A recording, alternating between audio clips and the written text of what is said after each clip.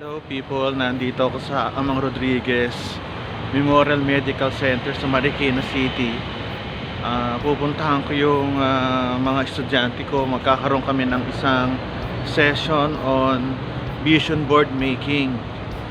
Kaya ako to ginagawa kasi nalaman ko na ang vision board ay nakakatulong on how to focus on your goals, tsaka kung paano maging successful. Kaya samahan nyo ako sa aming vision board making. Ay, nandito na po ako sa aming executive lounge at tingnan natin kung nandun na yung mga estudyante ko. Papasok na po. Nandito isang estudyante ko. Ano ba? Dr. Ortiz. Hello, good morning. Oo.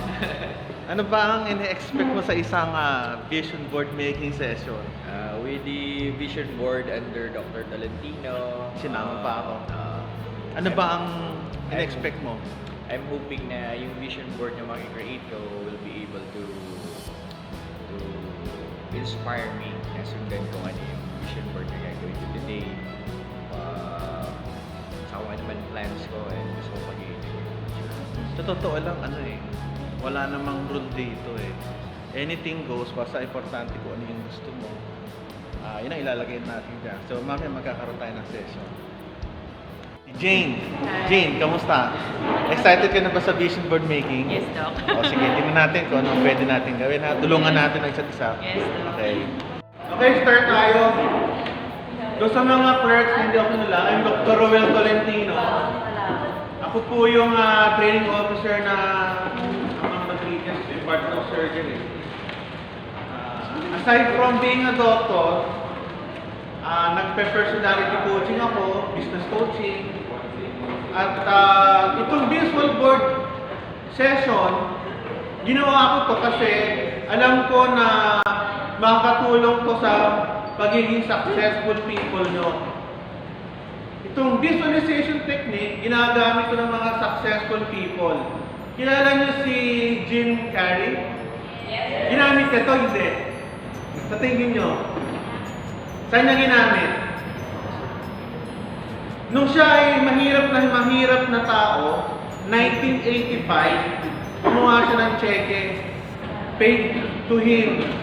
Sabi niya, after one decade, itong 4 million na to magiging, itong $10 million na to magiging totoong pera. Nangyari ba yun o hindi? Bakit nangyari? Hindi. In 1994, nagkaroon siya ng pelikula, Dumb and Dumber. Ang payment sa kanya doon, $10 million. Okay?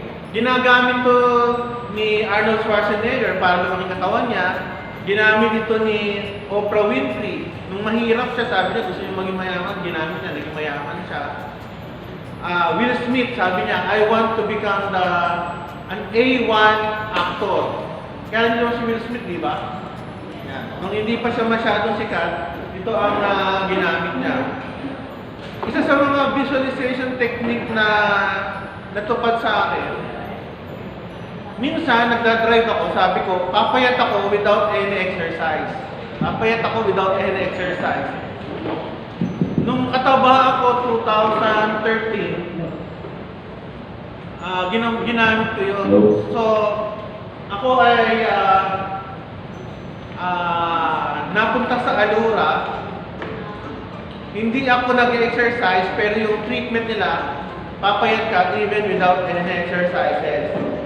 So, sa pag ginamit ko to, sabi ko, nung nagsiswimming ako, gusto kong pamayat eh. Sabi ko, magiging Derek Ramsey ako, Derek Ramsey. Diba? After ko mag-swimming for several months, hindi ko nakuha yung katawan, pero nakuha ko yung ulo lang. And, based sa isang study sa US, pinasulat nila ng goals yung mga estudyante. Yung mga nagsulat ng goals, malaking percentage sa kanila ang naging successful in life compared doon sa hindi naglagay ng goal. Itong ating session, wala itong rule. Kung ano ang gusto mong ilagay dyan, idikit mo. Pero sana, sundan lang natin yung SMART. Ano yung SMART? Specific, So, pwede naman nalagay mo, gusto kong yumaman. Kailan? After 50 years? So, kailangan specific, measurable, ano pa? Attainable. Baka sabihin mo, gusto ko maging babae in 10 years. Hindi pwede, lalaki ka eh. Reasonable. Ano ba yung reasonable? Gusto kong mapangasawa si Celine bukas. Hindi pwede yun, may asawa si Celine eh. So reasonable dapat. Okay? Tsaka 3, yung time, yung T is time bound. Sabihin niya time. Okay? Meron akong ginagamit na vision board sa bahay, meron ako sa laptop. Yung pagiging empleyado ko na ama is part of my vision board.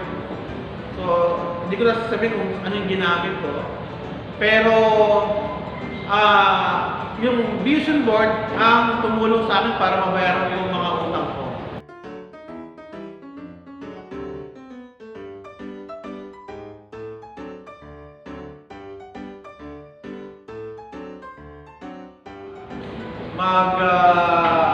Sharing kayo, mag-share. Okay? So, mamaya magkakaapon tayo. Okay, pwede na kayo mag-start. Thank you.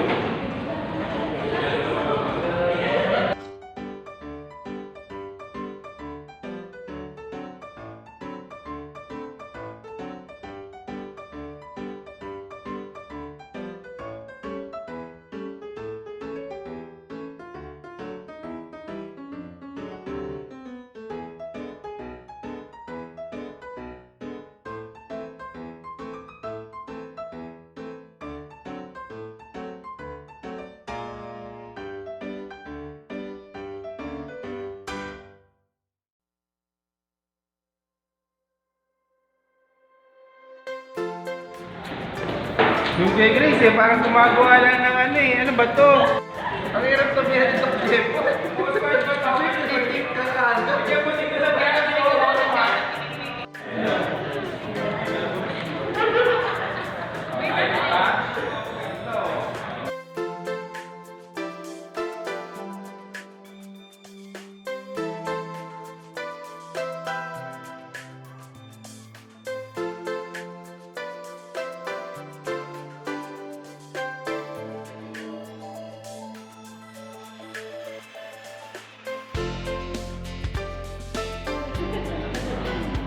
Ngayon, i-share niya yung ginawa niya na vision board kasi pag senior niya yan, mas malaki ang chance na gagawin niyo. Second, yung vision board, importante yan para sa goal setting. Ano ibig sabihin doon? Pag wala sa vision board, huwag nyo i-prioritize masyado. Ganun lang kasi hindi ang vision board. Pag nasa vision board, at least, mapofocus yung mga activities nyo, yung time nyo to get your success. Kaya ngayon, i-assign mo yung ano at nagtatatlo.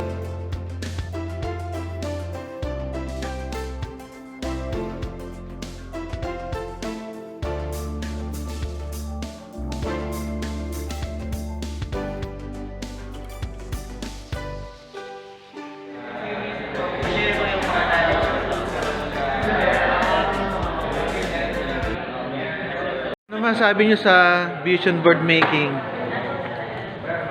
Maganda siyang pang-set ng goals para hindi mo makalimutan, hindi ka ma-off track. Off track. Si Doktora, aming estudyante. Ano bang masasabi mo sa vision board making? Maganda to, Doc, na kung ilalagay namin sa kwarto namin para everyday makikita and para remind kami ng mga gusto namin ma-achieve. Tulong. In a way, yung pagtulong ko, gusto ko kasi walang nagugutom. So sa amin, sa probinsya, gusto ko, kapag tayo ako ng lupa tapos may mga pag-imaan dito sa fields na to, gusto ko yun. May bibigay kong tulong sa kanila. Mga consultants ko, sila sir, mga senior ko, magiging colleagues na. At the same time, I want to be a part of the program. Kung ano yung mga na-achieve ko during my time, short-term and long-term goal ko, once achieve ko na sila, ibabalik ko siya. Ay, anong ano nyo? Ano ang na-experience nyo ngayon? Ako sir, nakakawala ng stress, tsaka may iba naman sir ng perspective bukod sa surgical part ng training. Parang more of part talaga ng buhay. Sa palagay mo, makakatulong sa'yo? Bakit? Mas nabivisualize ako Nabivisualize ang yung goals ko ng goals? Okay, very good. Si Dr. Elaine.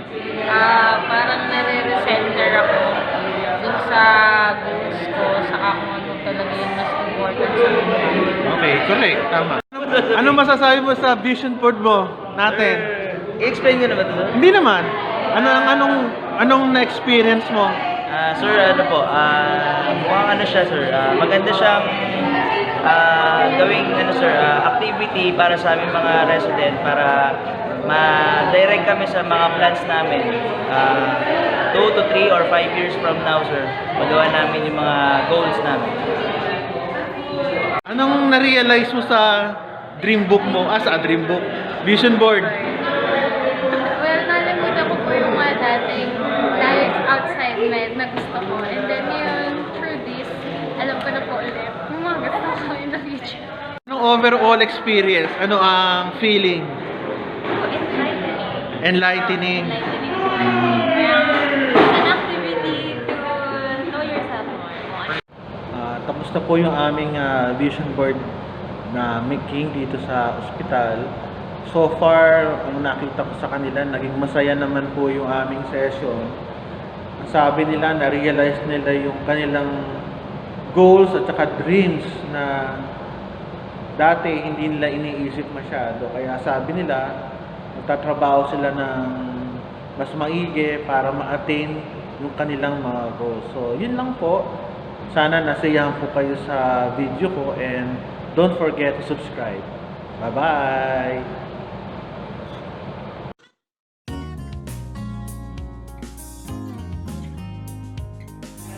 Ano to regarding your family, your goals, your career, your health, your relationship, o yung mga